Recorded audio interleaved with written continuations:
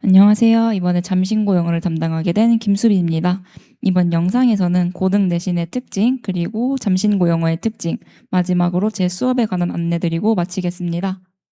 첫 번째로 중등 내신에 대한 설명을 드리고자 하는데요.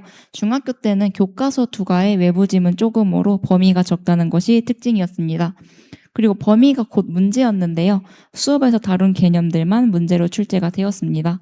그 범위도 적고 변형도 적기 때문에 아이들이 암기만으로도 좋은 결과를 얻을 수가 있었는데요. 고등학교 때부터는 다른 전략이 필요하게 됩니다. 첫 번째로는 시험 범위가 늘어나게 되는데요. 교과서가 2과인 건 똑같지만 외부 지문이 평균 20개 정도로 아이들이 학습해야 할 양이 늘어나게 됩니다. 그리고 어법 같은 경우에는 범위가 존재하지 않게 되는데요.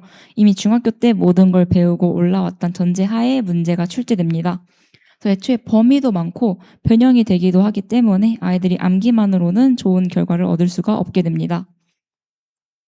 고등영어에서 요구되는 것 첫 번째로는 독해력인데요.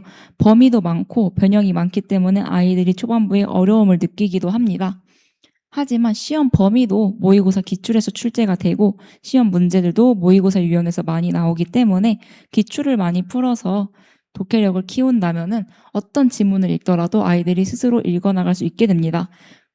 그래서 그 독해력을 키우게 된 친구들은 내신은 물론이고 모의고사, 수능까지 대비가 가능하게 됩니다. 두 번째로 요구되는 것은 전반적인 어법인데요.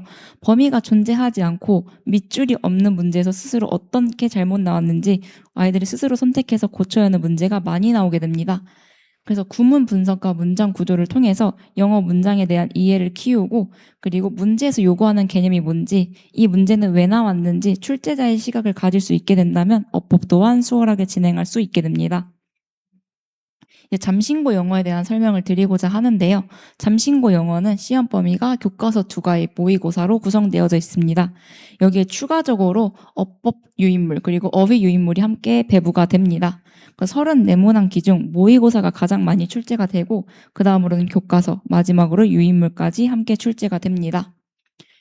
잠신고 영어 특징에 대해 설명드리겠습니다. 잠신고는 시험 범위는 적지만 문항이 많다는 특징이 있는데요. 아무래도 변형이 굉장히 많이 되는 학교이기 때문에 한 지문을 가지고 2개의 문제를 만드는 등 문항수가 많다는 특징이 있습니다. 그리고 고등학교 치고 어법이 굉장히 딥하게 들어가는데요. 어법 유인물에서 다루는 개념을 잘 이해하고 실전 문제 풀이에 적용할 수 있는지 요구하는 문제가 출제됩니다. 실제 기출 문제들을 가지고 특이한 유형들을 몇 가지 살펴보고자 하는데요. 첫 번째로는 어법 서술형입니다. 보시면 A부터 I까지 아이들이 9문장을 보고 골랐어야 하는 문제였는데요. 그래서 어렵게 느껴지지만 막상 물어보는 개념은 수동태 그리고 관계사와 같이 중학교 수준의 쉬운 문제들이었습니다. 그래서 개념 난이도 자체는 쉽지만 실전 풀이에서 잘 해낼 수 있는지를 물어보는 문제였습니다. 다음으로는 어법 문제인데요. 고등학교 치고 굉장히 딥하게 나오는 문제였습니다. 유인물에서 IBC 가정법이 나왔기 때문에 IBC 가정법에서 가정법 과거는 현재 사실을 부정하기 때문에 과거를 쓸 수 없다는 문제였습니다. 그래서 해당 개념을 잘 외우고 있는지, 그리고 문제풀이에 적용할 수 있는지까지를 물어보는 문제였습니다.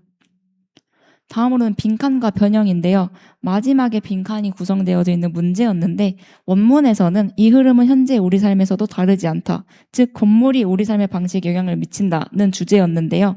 정답 선지에서는 지속적으로 우리가 사고하고 살아가는 방식에 영향을 주고 있다라는 문제로 변형되어서 나왔습니다.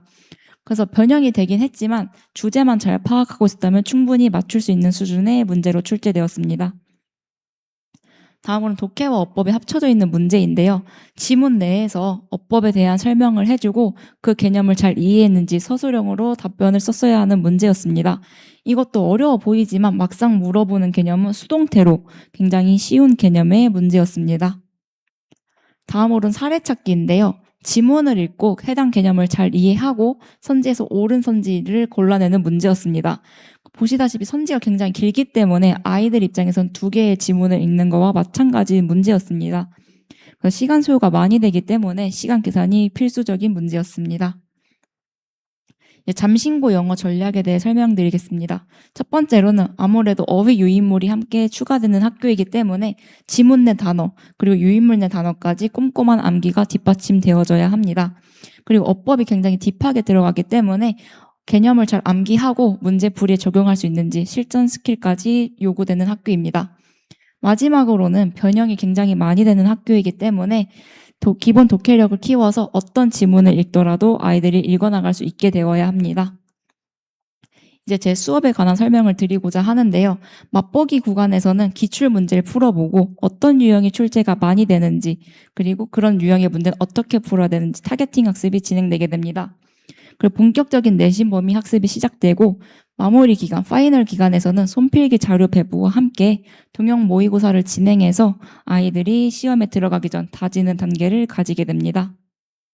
내신 교재에 대한 설명을 드리겠습니다. 수업용 교재에서는 해석은 물론이고 주제 재진술, 배경 지식, 어법 포인트 모든 내용을 가지고 있는 교재입니다. 그리고 배운 내용을 기반으로 해서 변형 문제가 과제로 나가게 되고요.